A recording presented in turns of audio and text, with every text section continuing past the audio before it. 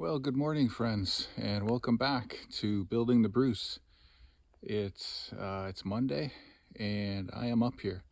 I have finally made it up here, and we got a busy week planned. It looks like the weather's going to cooperate. Fingers crossed, knock on wood, cross the toes, whatever it takes. I'm hoping that the black flies are going to cooperate. The temperatures leading up to this point have been relatively cool.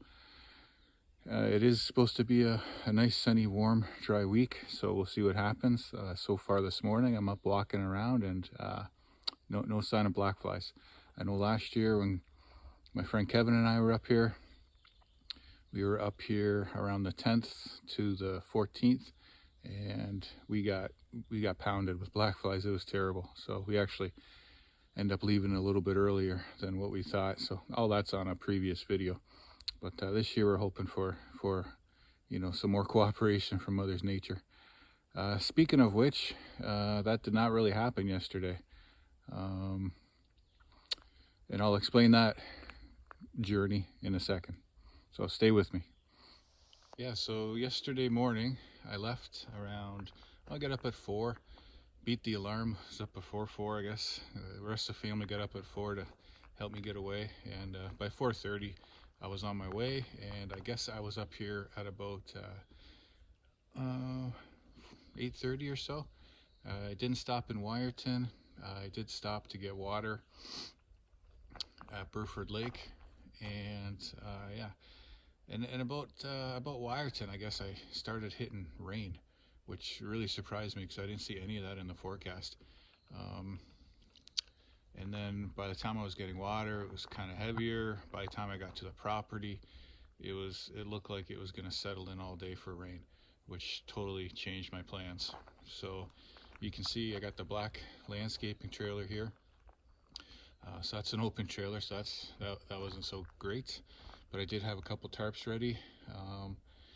Got the Colorado, which has a tunnel cover, so luckily a lot of stuff was under the tunnel cover, the saws and anything electrical, and then the sleeping bags and pillows and stuff were in the back. Did like the jump seat, so that worked out. So anyway, when I got to the property, as soon as I got here, I tarped up the black trailer, trying to keep everything I could dry in there, and that was basically all I could do. So on and off rain yesterday, heavy at times for most of the day. So that changed my plans in a hurry. I do have the Eskimo, the insulated tent. I do have the wood stove. I do have the buddy heater. Really not knowing what the temperatures are going to be like at night and early in the morning. So there's going to be a few days in the Eskimo tent, and there's going to be a few days in town at a hotel. And once again, I'm getting joined by my good friend Kevin. He's coming up to give us a hand here. So as you can see, this is what we're going to try to get done. This whole trip really is about getting these gates up. And along with getting the gates means that we're going to be widening the driveway. Today I'm going to try to do the tree work and get things pushed back tree-wise. There are some plans this summer for some more gravel work, and that is going to gravel out kind of this area up to the tree line. We're going to need more space for trucks to get in here and turn around, and contractors for parking, and then eventually when it's the bed and breakfast, we're going to need some guest parking. And if you've got the room for it, you might as well have a nice graveled area for everything to fit in, get off the road.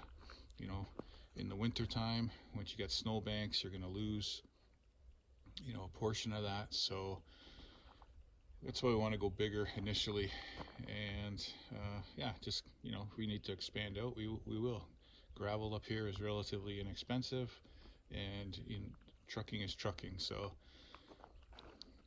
once I have my tractor up here, I'll be able to do a lot of that by myself, but initially we will be relying on some contractors for that. So what I'm trying to show you here is some lines yesterday in between the rain. I can only sit in the truck so long and listen to satellite radio. So as soon as the rain would let up a little bit, I'd throw my raincoat on and pop out and do some measuring, have the spray can. I did manage to cut a few trees yesterday, just right, the ones that I knew were absolutely going for sure near the edge. I just nipped those off and kind of got started. But one thing that I don't know whether we got it right or wrong, we'll see. We weren't sure how wide this driveway was to begin with, and I was guessing it was around 12 feet. And after doing some research, we settled on two 10-foot gates. So that's going to give us a gated area of 20 feet, and we're going to have a gravel area of approximately 20 feet. But I really like how the cedar trees kind of close in on a canopy a little bit here. So it's going to be tough decisions as to how much of this to open up. There's going to be dump trucks and well drilling trucks and all kinds of things coming through here, propane truck eventually. So, I mean, this has to be open. It has to be more open, but I don't want to lose the privacy that we have in here. And if I take down a few of these major trees, these tall cedars, I think that is going to affect things in a way that I might not like. So Kevin actually is going to bring up his pole saw, and I'm going to leave these two cedars out here till last. And what we're going to try to do is just nip a bunch of branches back with the pole saw, say 16 feet up or so, and see if that will open it up enough without having to take down the big trees. A lot of the smaller stuff along the driveway is going to go today, and where my marks are here, I did have one over here, you can see. So that gives you an idea of how much further back we have to go, how much gravel we have to add. There's one. The next one back in here to get 20 feet does put us back behind these cedars, but that's going to be gravel, all gravel. And then there's another one in there, so that little clump of maple will go, just to give you kind of an idea. And then on this side, there's another orange mark back in there. So yeah, so that's what I'm going to try to do today. Looks like I've got I don't know what that is, another cedar, or it's a cedar. Has come down over the winter, kind of sticking out over the driveway, so that's going to go today as well. So today's really going to be about tree work, and yeah, using that new Husky electric saw. That'll be great. Get some footage of that. And then the next step, and probably the hardest step, is getting those posts. We're going to use a 6x6 pressure treated post. Get those down into the ground. So yeah, when the universe was formed, God played a funny trick on the people of the Bruce Peninsula. You've got rock, and you think that it's rock that is impermeable, but then you get poking down in there with a rock bar or a pry bar or something, and a piece will move, and then you think, oh, I got some hope, I can get a hole going, and then you get down 2 or 3 feet, and then you hit, they call it greenstone up here, which is a lower level, like a more solid rock. You hit the greenstone, and then it's game over. So that is going to be a task for sure, getting some sonotube down in there and some concrete. So I don't want to go into too much detail, because I mean, I've got a plan, but I don't really know how it's going to turn out. If I say that we're going to use a 6-inch sono, or a 10-inch sonotube for a 6-inch post, it may turn into a 12-inch sonotube, and I'm only going to be 3 feet in the ground, and I'm going to have to help hold the post back with some guy wires or something like that. So yeah, I don't want to go and explain a whole bunch of stuff that we may or may not do. So we're just going to have to see what happens there. One way or another, at the end of the week, there's going to be some progress. So that's what it's all about. You can sit around. I've had 7 months to sit at home and think about getting up here and thinking about this day and what we're going to do. But until you're actually up here, you don't know what you're going to run into. But on the other side of that, you can spend your whole life just sitting and writing things down and making plans. and if you don't go for it, you know, you are definitely never going to get there. So for better or for worse, we're going to have some gates of some type in some way. So yeah, these are 10 foot a piece, galvanized. I got them up country, home, kind of near Elmira, out that way, Mennonite country. So that was a real fun trip with my wife, picking these up. Just beautiful country up there. So yeah, anyway, got a bunch of firewood. Gonna see if my buddy over at the camp, Mountain Trout Camp, needs any firewood, and yeah, just gonna offer it up to a few people. Kevin's coming, he's gonna take a trailer full home for sure. So yeah, we'll see. There's the clearing, drying out my tarp, and I hear a car coming. I think that is probably the first car I've heard since I've been up here.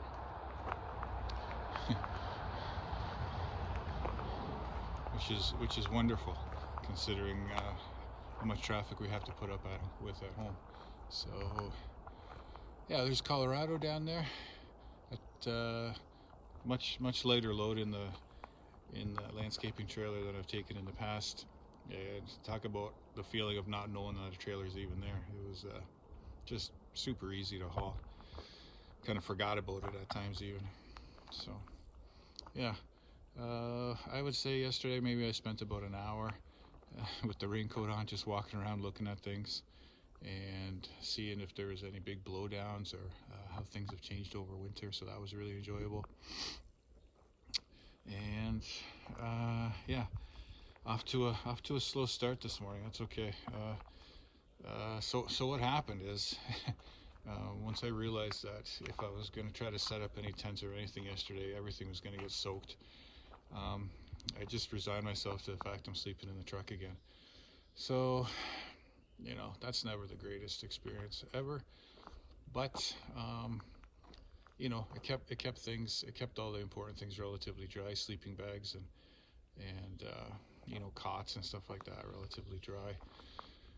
So it is what it is. Today, anything that's damp, lots of sun, it'll dry out.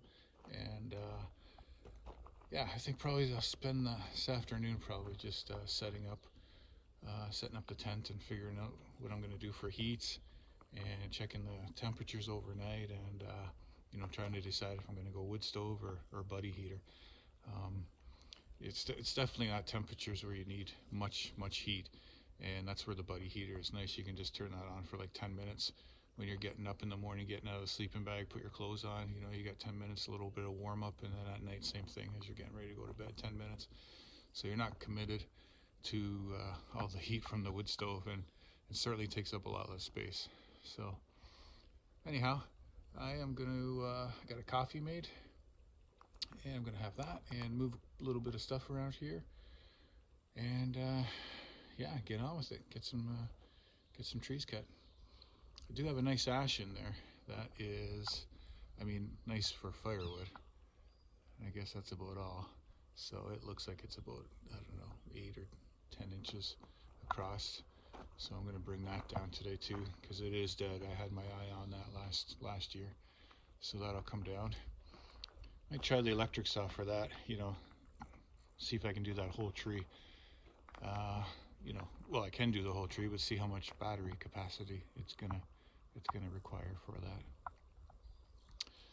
So that'll come down, and then I'll just march my way down the driveway, clearing things out.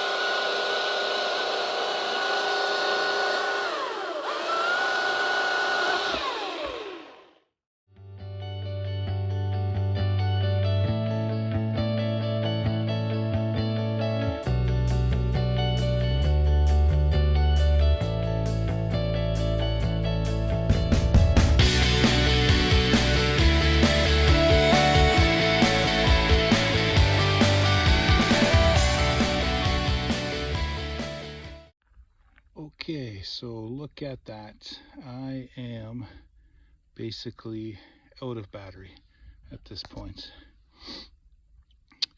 Let me show you what I've done down here so far. So this is looking good.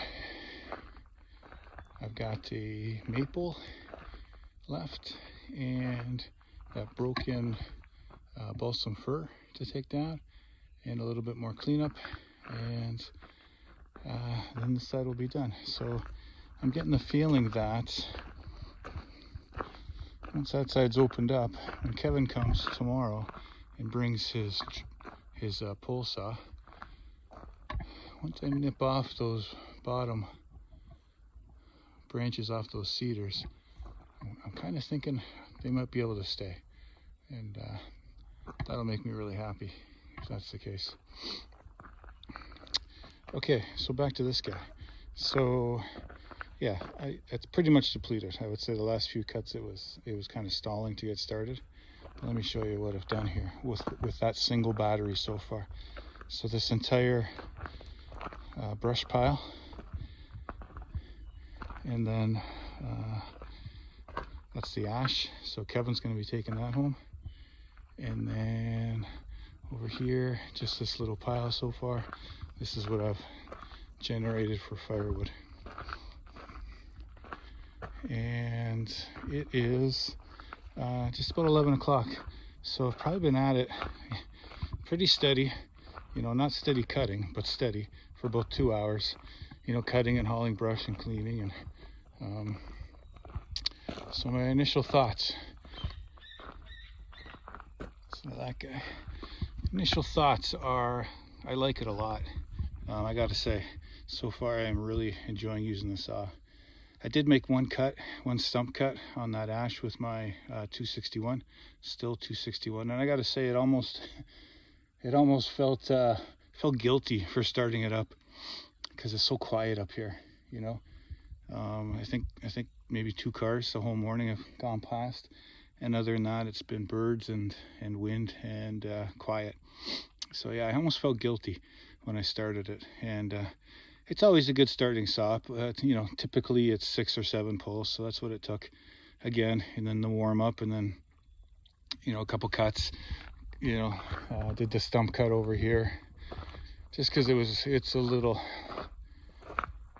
bit bigger than the 12-inch bar on the Husky. I would have had to work my way around that, and I don't really think that saw is meant for cutting stumps. So yeah, like I said, I felt almost a little bit strange starting up the gas saw. Everything's got its place, I understand that, but I really have so far enjoyed using this morning. Other thoughts, you saw me at one point probably looking at the bar oil, trying to sense the bar oil. Because I make my own, and it's largely based on hydraulic fluid, when it's oiling I can smell just the faint smell of hydraulic fluid. So when that stopped, I was guessing that the bar oil was out, and that was the case. So I did refill that. It does hold quite a bit, actually. I'd say it holds way more than my Still 200T. Now I don't know if it holds enough to last an entire battery. That's yet to be seen. It does have an adjustable bar oiler on it, and before I came up, I turned that, and it was about at the halfway mark. So I opened it up completely and then brought it back maybe you know, 1/8 of a turn. Generally I like to run my oilers a little bit higher on the still saws. Now this could be a different case with this, because I notice you know, for the amount of cutting that I've done, there is quite a bit of gunk in there under the sprocket cover, and at one point the saw did kind of puke out like a slimy ball of sawdust and oil. You know, mind you, there's been some fir in there, or you know, balsam fir and cedar, hasn't all been hardwood, so you would expect it to be a little stickier in there from the sap from the trees. But I'll pull that sprocket cover off and just see what that looks like, and then I will bump back the oiler to the factory settings when I put the next battery in and see how I make out with that. So what I'm going to do now is, interestingly enough, I have a 100 watt solar panel up here and a 800 watt inverter and a battery, just for keeping my Milwaukee cordless tools charged up. I also have the generator because I have a roto hammer up here for some rock breaking if we need it. But what I'm going to try to do, and it's going to take a few minutes to set up, but what I'm going to try to do is charge the battery on a 100 watt solar panel. So I would say what I have is pretty much the cheapest setup you can get from Canadian Tire. A 100 watt panel, an 800 watt inverter, and a used deep cycle battery. And it's just something that crossed my mind. If I can charge that battery on solar, if it'll charge before the next battery has run out, then I think that's a win. The charger is 500 watts, and like I said, the inverter is 800. So I will plug that in and see how that works out. But I'll take you along for that, because that would be kind of like the next level, not having to run the generator to recharge the batteries. And the kit came with 2.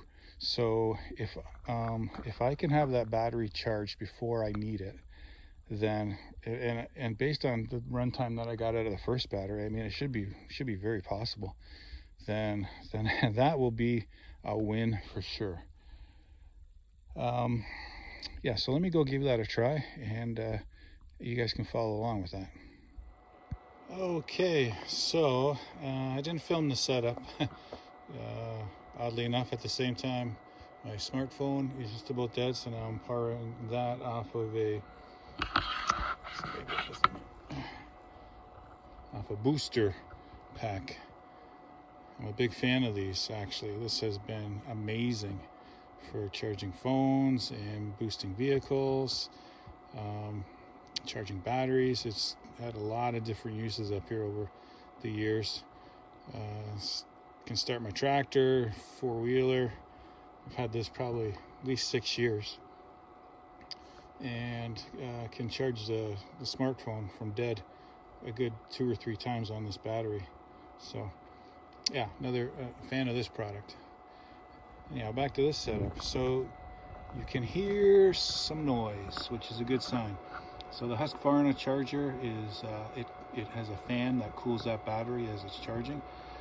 I guess that can quicken up the charging time. So like I said, that is 500 watts, that charger. That's what that requires.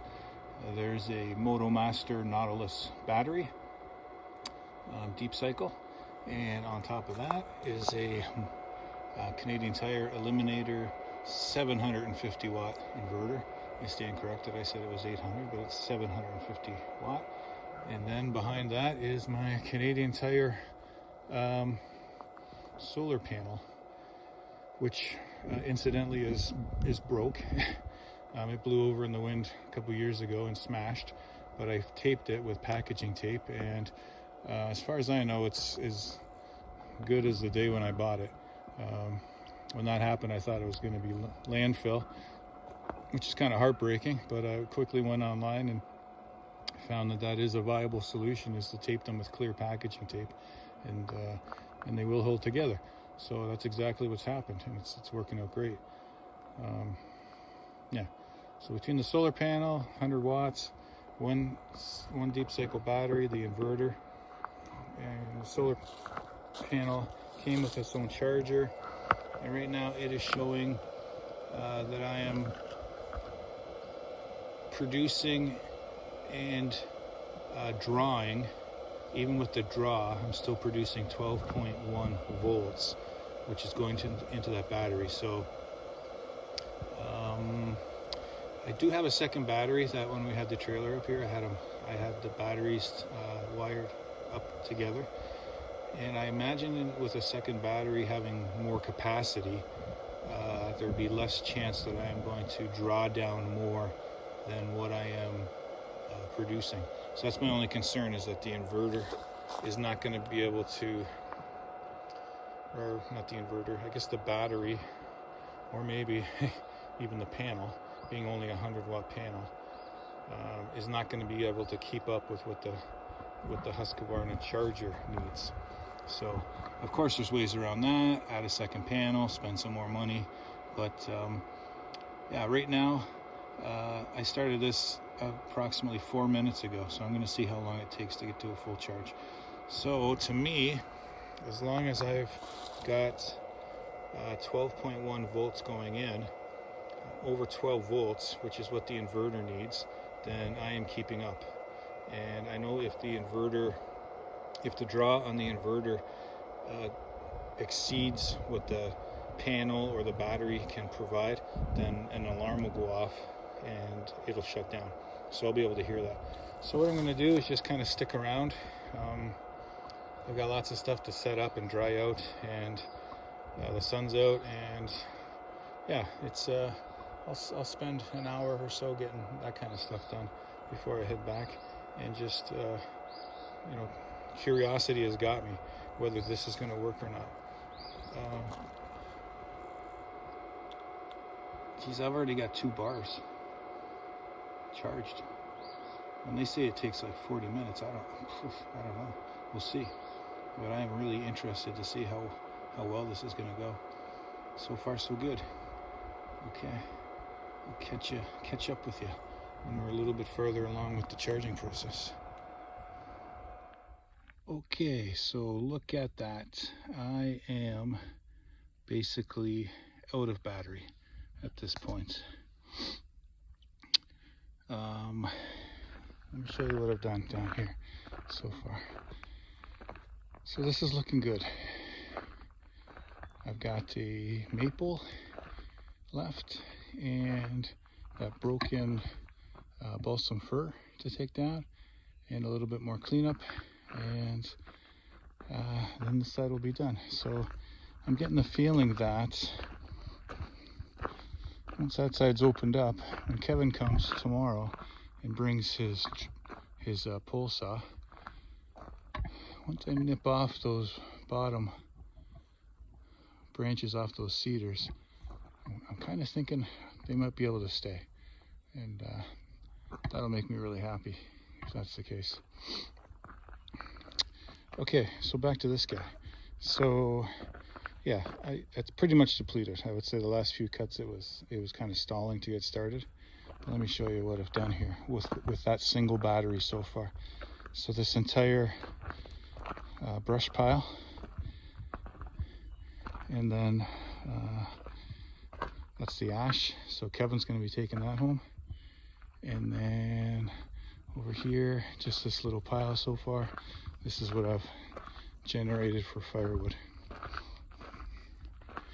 And it is just about 11 o'clock. So I've probably been at it pretty steady, you know, not steady cutting, but steady for about 2 hours, you know, cutting and hauling brush and cleaning. And so my initial thoughts, so that guy, initial thoughts are, I like it a lot. I gotta say, so far I'm really enjoying using the saw. I did make one stump cut on that ash with my 261, still 261, and I gotta say it almost felt guilty for starting it up because it's so quiet up here, you know. I think maybe 2 cars the whole morning have gone past, and other than that, it's been birds and wind and quiet. So yeah, I almost felt guilty when I started it, and it's always a good starting saw. You know, typically it's 6 or 7 pulls, so that's what it took again, and then the warm up, and then, you know, a couple cuts. You know, did the stump cut over here just because it's a little bit bigger than the 12-inch bar on the Husqvarna. I would have had to work my way around that. I don't really think that saw is meant for cutting stumps. So yeah, like I said, I felt almost a little bit strange starting up the gas saw.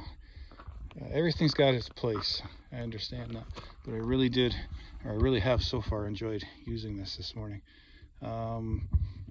Other thoughts. You saw me at one point probably looking at the bar oil, trying to sense the bar oil. Because I make my own and it's largely based on hydraulic fluid, when it's oiling I can smell just the faint smell of hydraulic fluid. So when that stopped, I was guessing that the bar oil was out, and that was the case. So I did refill that. It does hold quite a bit, actually. I'd say it holds way more than my Still 200T. Now I don't know if it holds enough to last an entire battery. That's yet to be seen. It does have an adjustable bar oiler on it, and before I came up, I turned that, and it was about at the halfway mark. So I opened it up completely and then brought it back maybe you know, an eighth of a turn. Generally I like to run my oilers a little bit higher on the still saws. Now this could be a different case with this, because I notice you know, for the amount of cutting that I've done, there is quite a bit of gunk in there under the sprocket cover. And at one point the saw did kind of puke out like a slimy ball of sawdust and oil. You know, mind you, there's been some fir in there, or you know, balsam fir and cedar, hasn't all been hardwood, so you would expect it to be a little stickier in there from the sap from the trees. But I'll pull that sprocket cover off and just see what that looks like, and then I will bump back the oiler to the factory settings when I put the next battery in, and see how I make out with that. So what I'm going to do now is, interestingly enough, I have a 100 watt solar panel up here and a 800 watt inverter and a battery, just for keeping my Milwaukee cordless tools charged up. I also have the generator because I have a roto hammer up here for some rock breaking if we need it. But what I'm going to try to do, it's going to take a few minutes to set up, but what I'm going to try to do is charge the battery on a 100 watt solar panel. So I would say what I have is pretty much the cheapest setup you can get from Canadian Tire. A 100 watt panel, an 800 watt inverter, and a used deep cycle battery. And it's just something that crossed my mind. If I can charge that battery on solar, if it'll charge before the next battery has run out, then I think that's a win. The charger is 500 watts, and like I said, the inverter is 800. So I will plug that in and see how that works out. But I'll take you along for that, because that would be kind of like the next level, not having to run the generator to recharge the batteries. And the kit came with two, so if I can have that battery charged before I need it, then and based on the runtime that I got out of the first battery, I mean, it should be very possible. Then that will be a win for sure.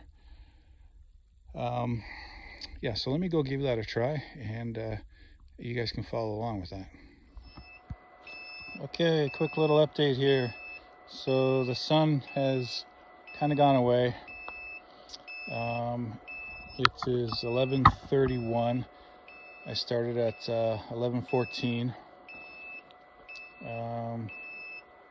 We got 3 bars, so it's not happy right now. We're only making 11.6 volts going into the battery. So I am going to pull that battery.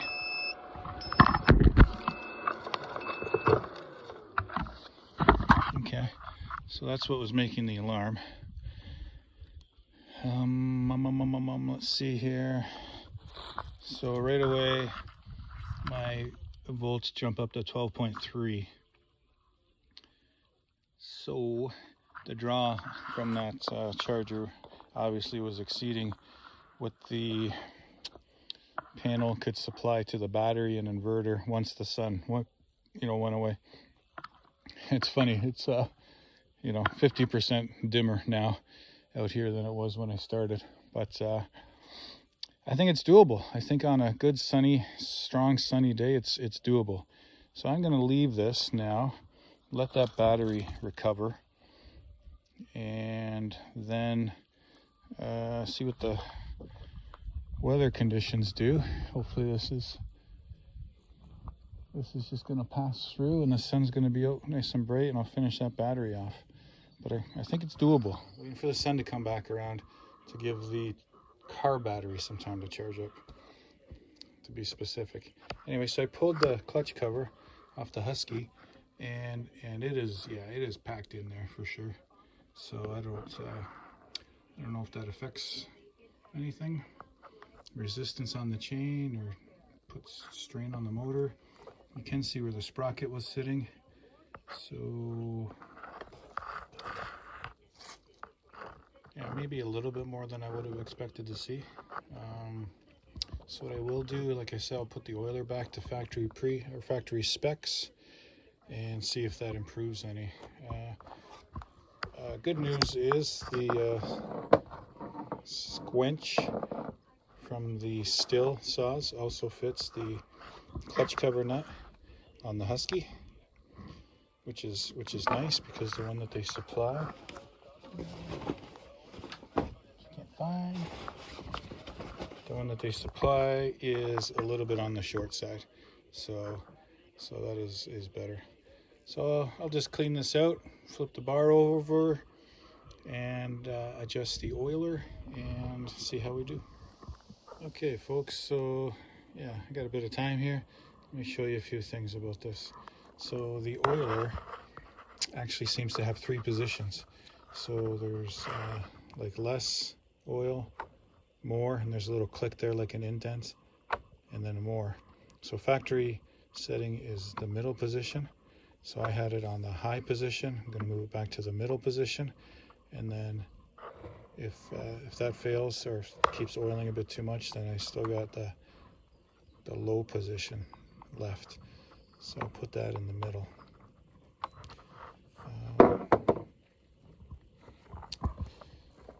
One thing, so I flipped the bar over, and I noticed that it does have a spot for an oiler, so you can oil the bar tip bearing, which is nice. One thing when it comes to safety, I've heard that with electric saws, because it's hard to tell whether they are on or off, because there's no engine noise, they have to have like a two stage safety. And with the still electric, one of the chief complaints I read about, and it actually guided me in this direction, was the fact that you had to use your left hand, thumb, I think, to engage the safety on that saw. It definitely takes 2 hands for the safety. Now the Husqvarna saw has done things a little bit differently. It does still have that 2-stage safety, and what they have done is this is familiar on a lot of chainsaws, and normally you just press down on this, and then once you press down on it, the trigger will release. So for this one, the second stage is you have to slide this forward, and then it'll go down, and then the trigger will release. So I see how this works, and it's just there's basically a notch in the plastic guard here, and then when you slide it forward far enough, then it clears, and you can bring that down. So I'm sure that'll be open for modifications.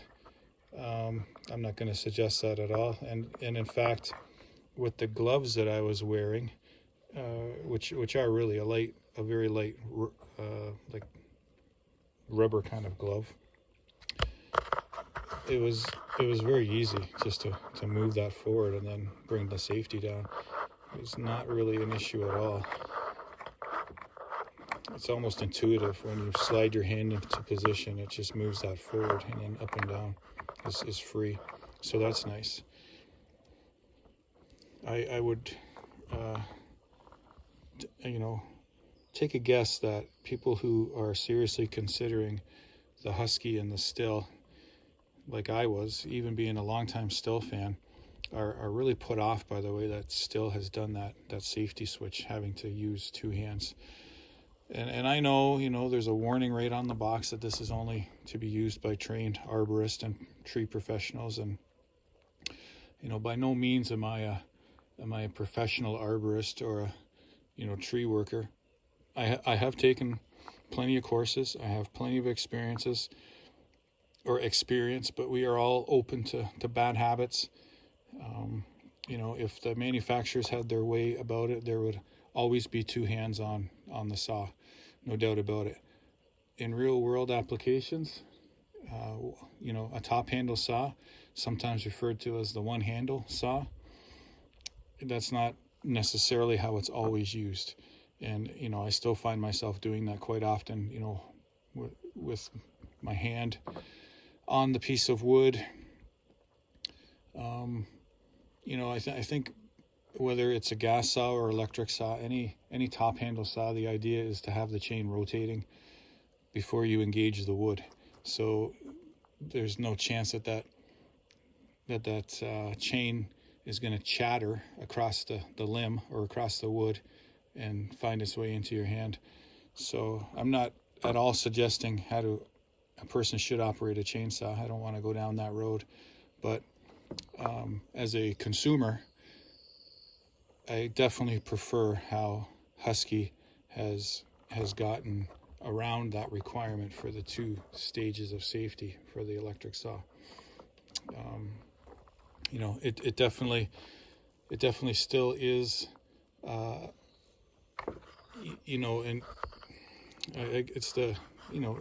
it's what it is. It's a saw that can quickly get up to full chain speed and have lots of torque without the sound of an engine running. So I can see why the manufacturers are concerned with the possibility of someone not realizing that the saw is live basically and hitting that trigger with the chain across your leg or across your arm, or someone picks it up and doesn't realize it. So I'm not saying that safety shouldn't be there. There's a lot of ways to do it, and I just think Husky has come up with a solution that's kind of geared more towards the people who are going to be using this level of equipment, and that's tree professionals mostly. The other thing I like about this is that the chain is free to spin. Even if there's a battery in there or not, you can advance the chain by hand, and that's anyone who sharpens a chainsaw knows this is how you sharpen one tooth at a time and then advance it. Now the reason I say that is because I have a Milwaukee. It's called a hatchet, and it's in the M12 series of their cordless tools, and it's got like an 8-inch bar. Actually, I bought it for my daughter, and I actually use it quite a bit too, like around the chipper. If there's a cross shut has to be made so that it can fit into the chipper. That's super handy to have that there without having to start up a chainsaw. But on the Milwaukee, it is so hard to advance that chain.